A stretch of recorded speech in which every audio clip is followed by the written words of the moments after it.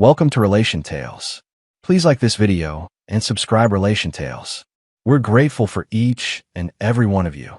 Let us know where in the world you're tuning in from. We'd love to hear from you in the comments. Let's begin. I used to believe love was built on effort, on late-night dinners after long work days, surprise coffee runs, and remembering how she liked her toast slightly burnt, but her heart soft. My wife, Emily Sanders, had been my world for almost 6 years. My partner, my best friend, and the woman I thought I'd grow old with. We weren't perfect, sure. We argued about bills, about my long hours at the architectural firm, about her growing disinterest in anything that wasn't a party or social event. But I always told myself every couple goes through rough patches. I never imagined those cracks would lead to betrayal.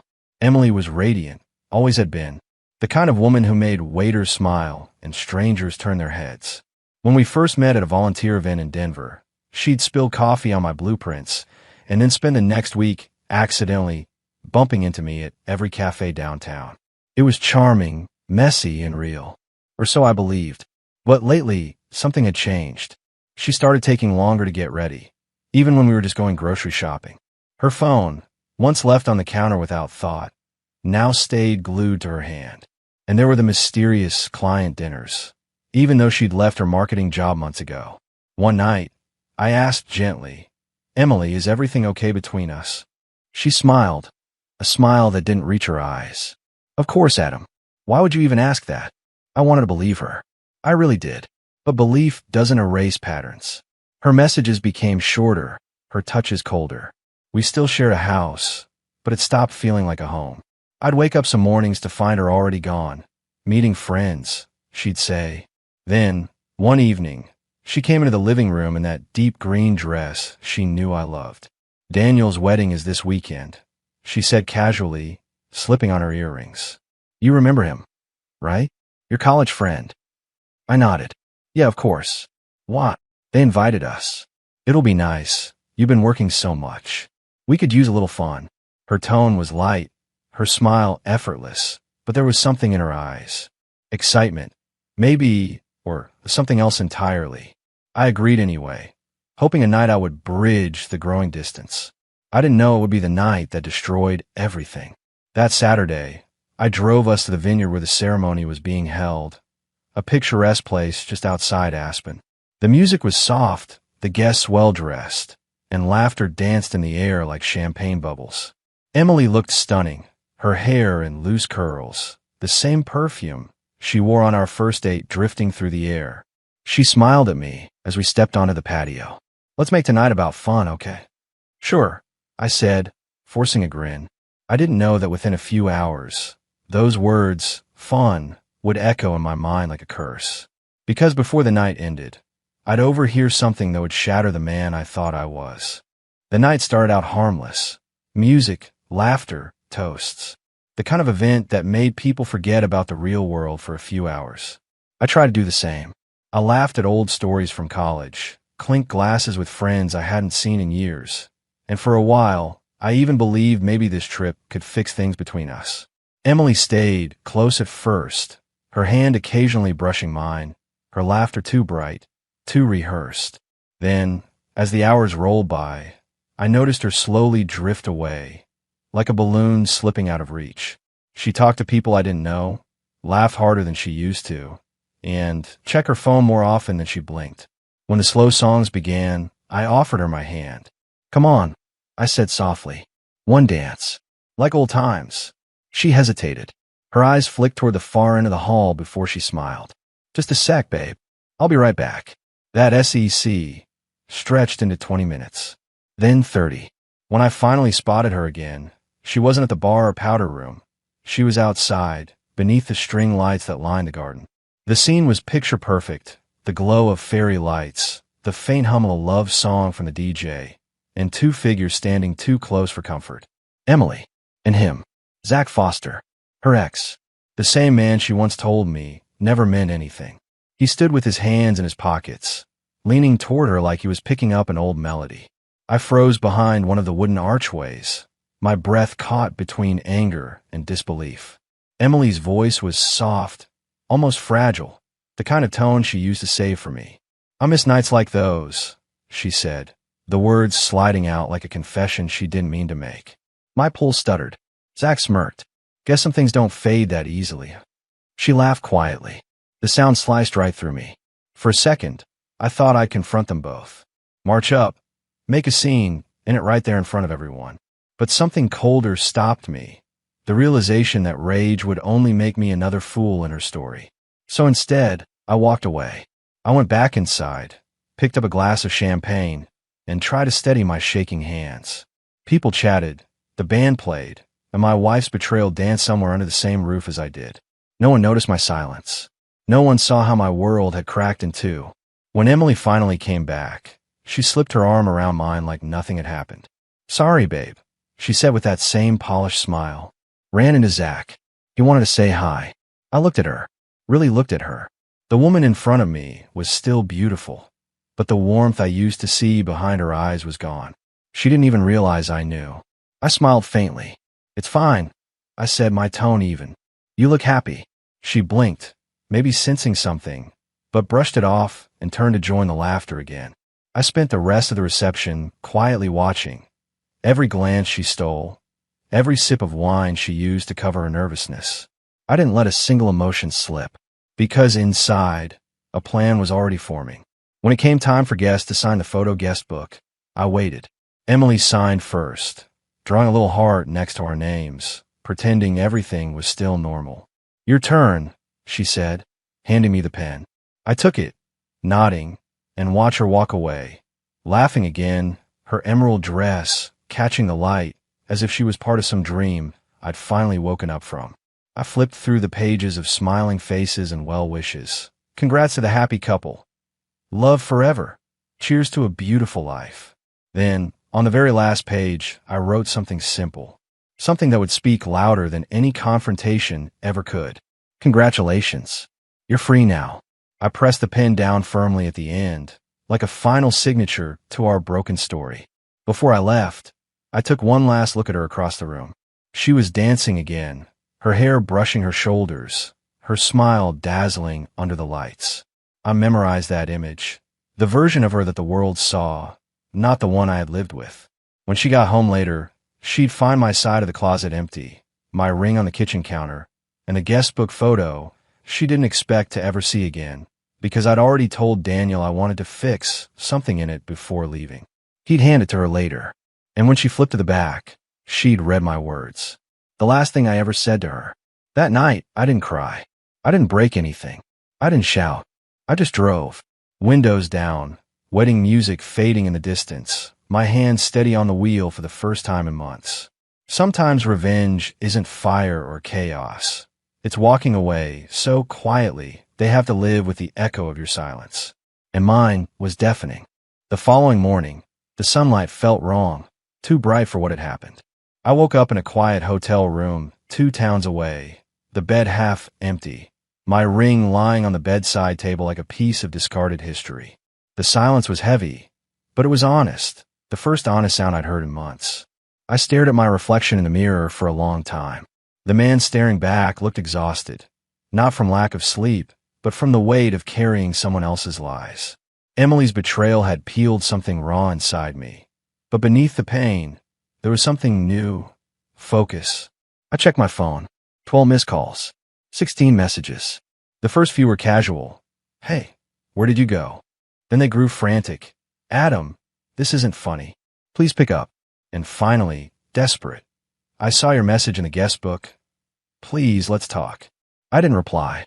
For years, I've been the one holding our marriage together. Every time she grew distant, I'd find new ways to reach her, planning trips, cooking her favorite meals, even leaving little notes in her bag before work. But love can't survive in a place where loyalty doesn't live. Still, I wasn't done yet. I wasn't the type to just vanish without closure. Not for her, but for me. By afternoon, Emily was calling from different numbers, so I blocked them all. Then I sent one text. Check your email.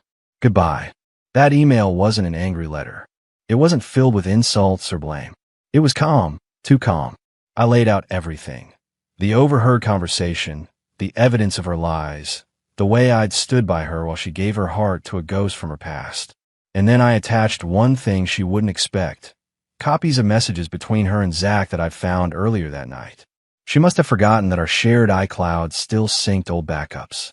She deleted the messages on her phone, but not before I saw them appear on my tablet a week earlier. I hadn't read them at first. I didn't want to be that husband.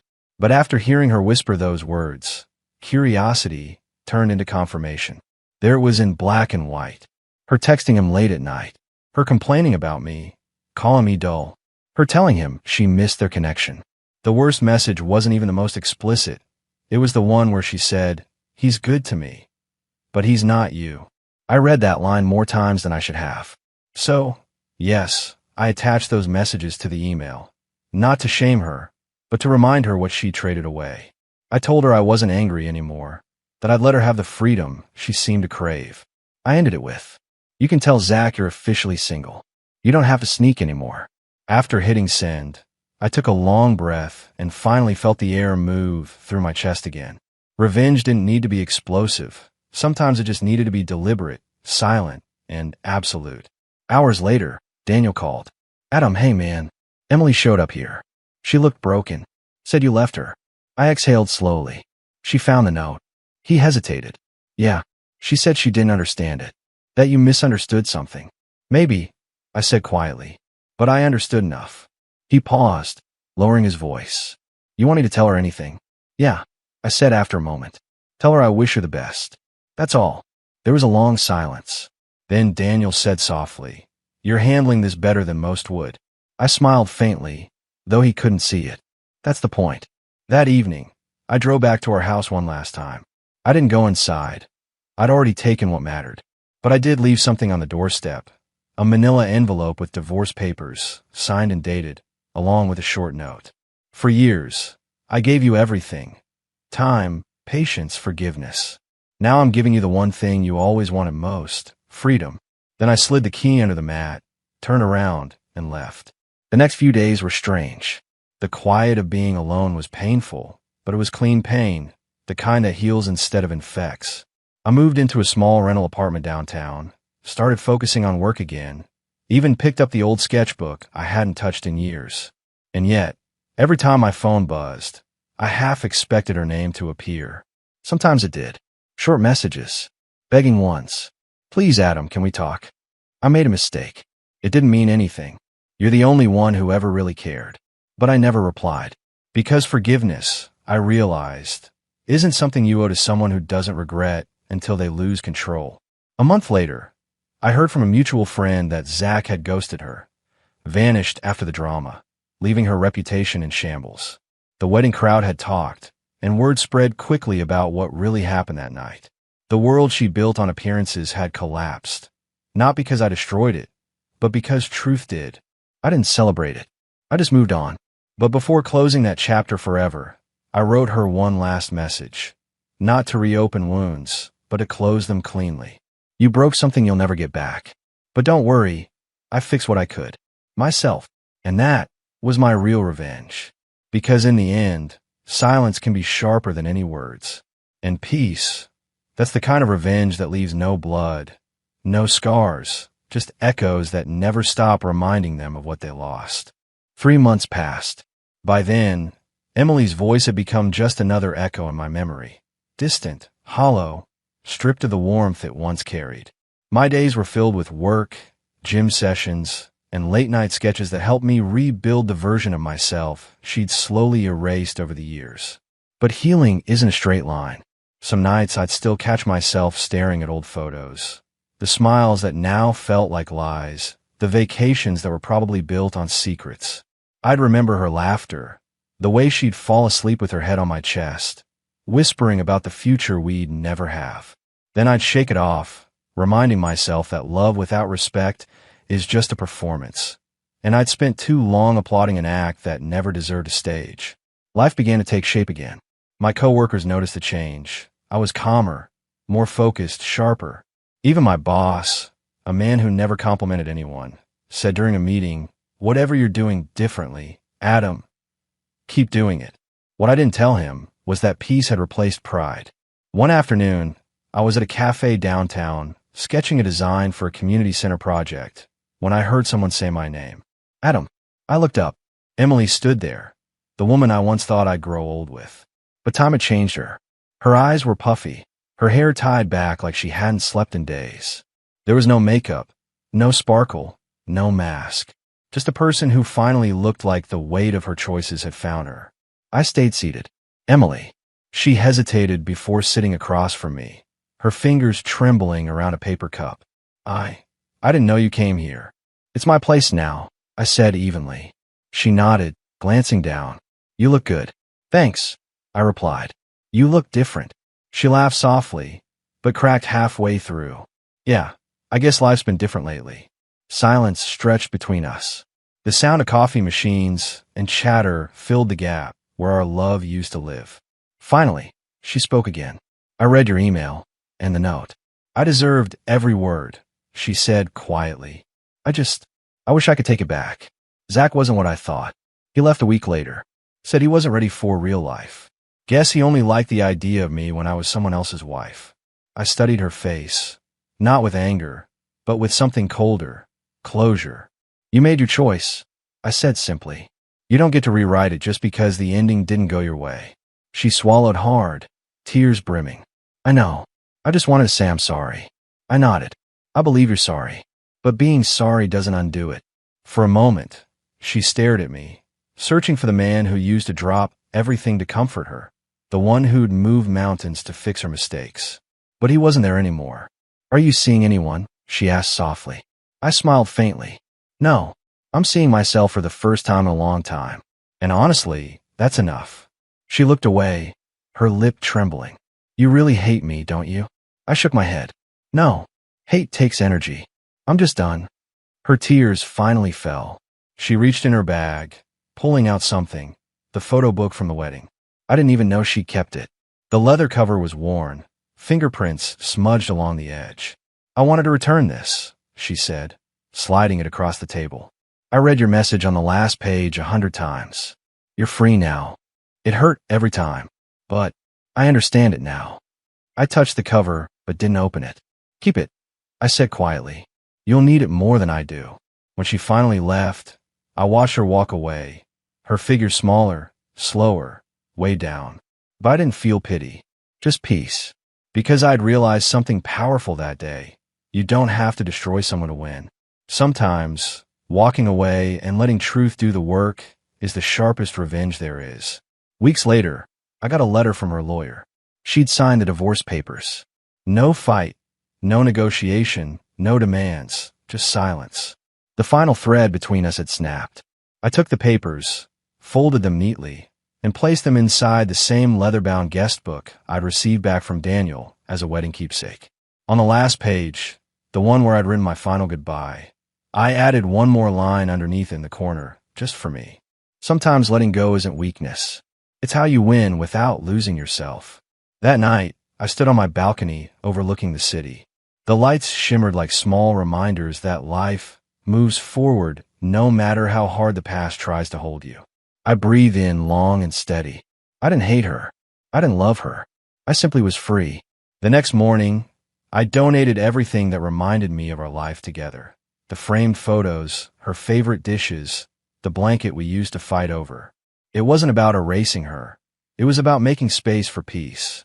And when I locked the door behind me and stepped into the sun, I finally understood what real revenge looked like. It wasn't the silence I gave her. It wasn't the note or the email or even the truth coming out. It was this moment, walking forward, head high, heart unchained, and finally living the life she thought I was too dull to ever create. Because the best revenge isn't hurting the one who broke you. It's becoming everything they thought you'd never be. And as I walked down that bright street, feeling lighter than I had in years, I realized something simple, something pure. Emily had lost a husband, but I had found myself.